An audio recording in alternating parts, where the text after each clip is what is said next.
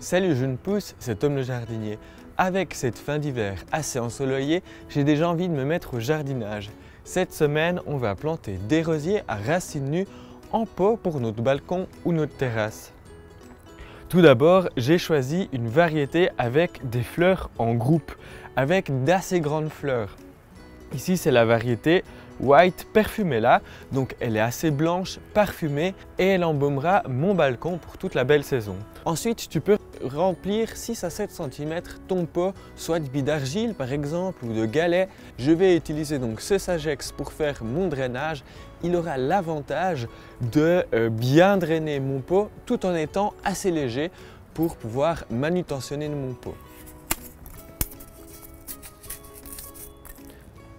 Maintenant, c'est la période de préparer ton terreau.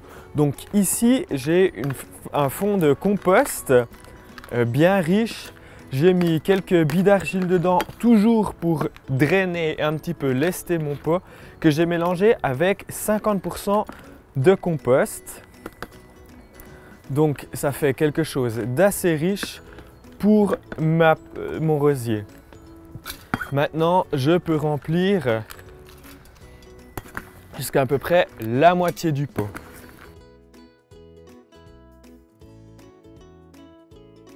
Maintenant, c'est le moment de parler un petit peu du rosier. Donc ça, c'est un rosier à racines nues.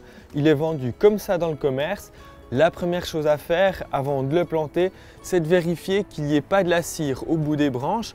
Dans ce cas-là, il faudrait retailler ton rosier. Quand tu tailles, choisis toujours un bourgeon qui part vers l'extérieur pour donner une jolie forme arrondie à notre rosier. De même côté racines, donc vérifiez qu'il n'y ait pas de casse au niveau des racines. Sinon à ce moment-là, tu retailles avec un sécateur désinfecté les racines de ton rosier. Comme ça, ce n'est pas vecteur de maladie.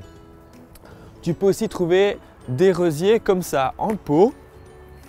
Il faut faire attention parce que souvent ces pots, quand on les sort, vous voyez, il y a un film et du terreau. Donc vérifiez bien que le rosier, ce film soit bien biodégradable si vous le plantez. Donc voilà mon rosier, je vais creuser légèrement dans mon pot pour que ce point-là, donc le point de greffe, soit à peu près au centre du pot. Et là, je peux venir combler légèrement avec mon terreau. Donc voilà, j'ai pratiquement rempli mon pot. Je peux légèrement tasser. Moi, je laisse toujours quelques centimètres de vide entre le haut du pot. C'est juste un pouce comme ça, hein, pas trop, histoire que quand j'arrose, l'eau ne fuit pas en dehors du pot. C'est une bonne chose et aussi pour pouvoir mettre éventuellement des petits galets pour décorer la surface des pots. Il faut bien évidemment bien arroser notre rosier, vérifier que le point de greffe soit toujours hors de terre et en hiver, je rajouterai une protection ici, par exemple des feuilles mortes pour protéger du froid mon rosier. Voilà, on a terminé la plantation de notre rosier. On se retrouve tout bientôt pour une prochaine vidéo. D'ici là, bon jardinage. Ciao jeune pousse!